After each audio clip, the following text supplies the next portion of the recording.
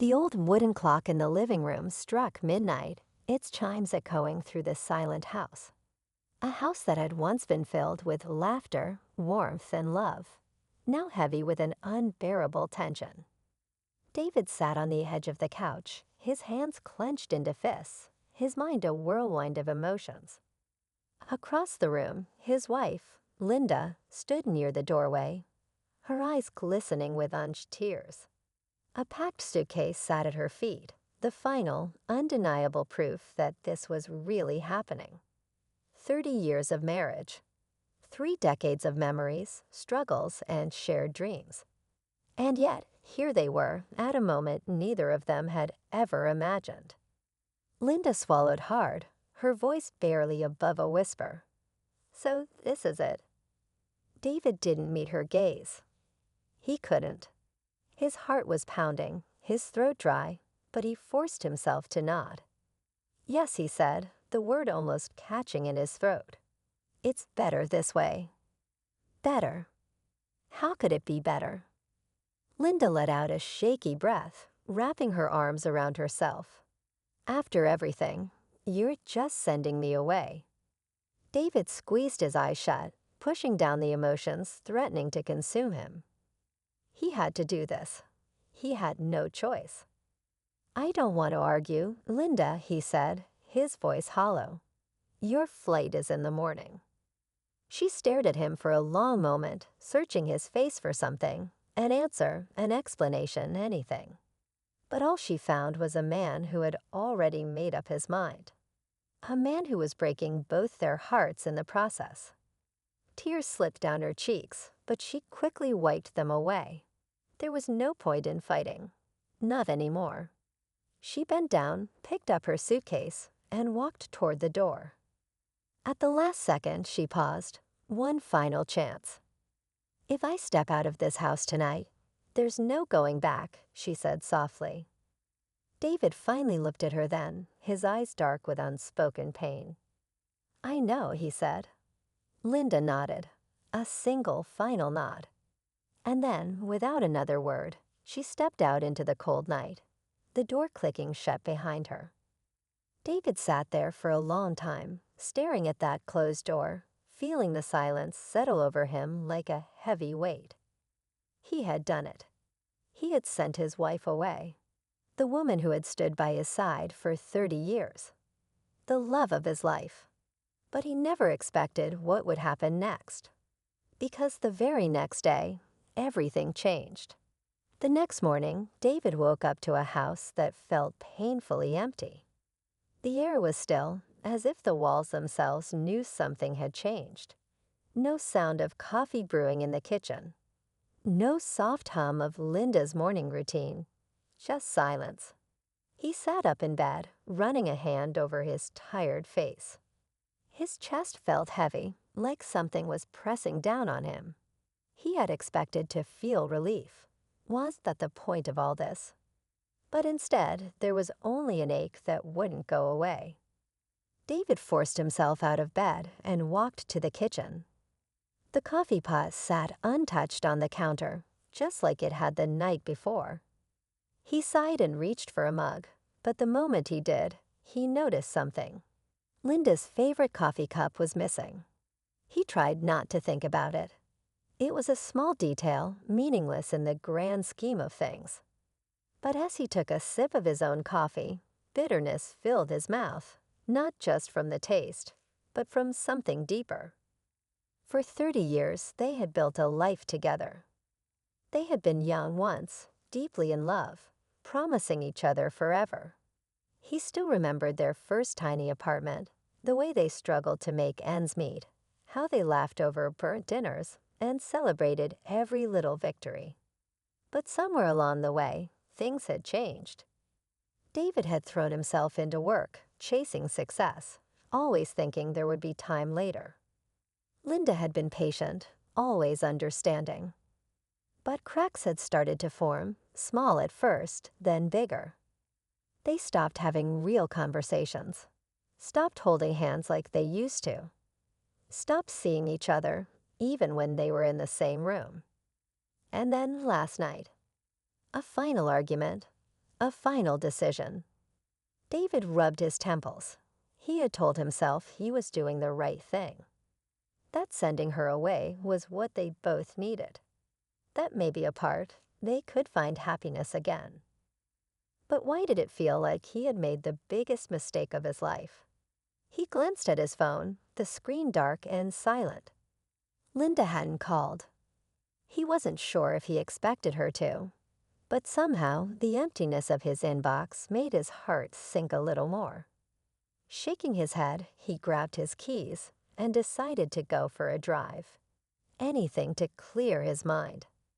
As he pulled out of the driveway, he saw the mailbox still stuffed with letters.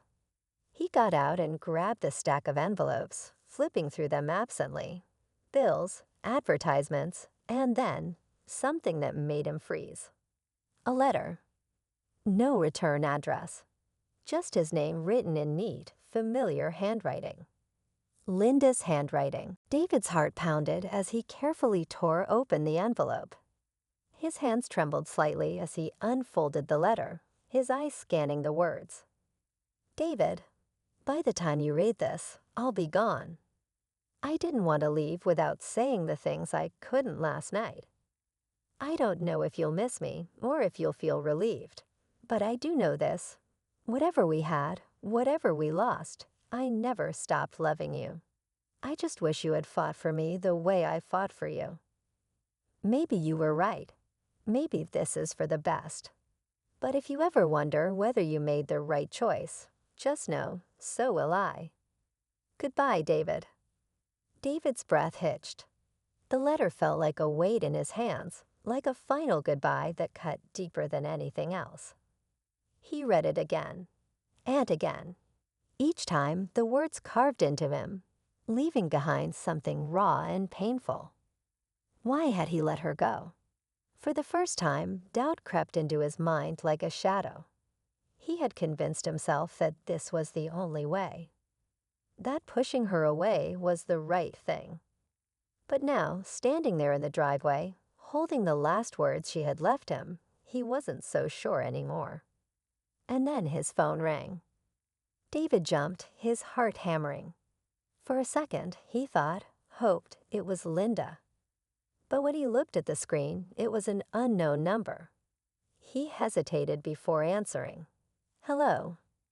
A pause, then a voice he didn't recognize. Mr. Carter. Yes, David said, his fingers tightening around the letter. This is Street Mary's hospital. We need you to come in right away. David's breath caught in his throat. What? Why? It's about your wife. The world around him seemed to tilt. Linda. Something was wrong. The letter slipped from his hand, floating to the ground as he rushed to his car, his pulse racing. Whatever had happened, whatever mistake he had made, it was too late to take back last night. But maybe, just maybe, it wasn't too late to make things right. This builds tension, develops the backstory, and deepens the emotional conflict while leading up to a dramatic climax. Would you like any adjustments or additions?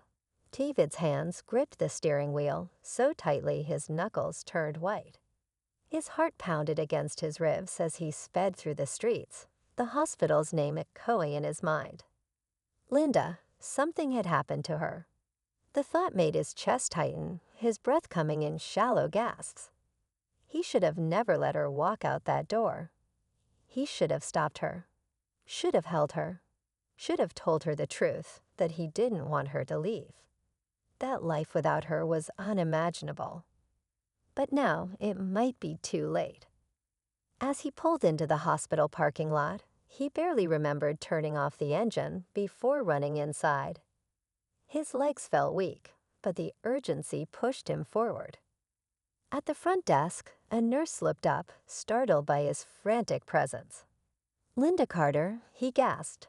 I got a call. My wife. The nurse's expression softened. She's in the emergency room. Follow me. David didn't hesitate.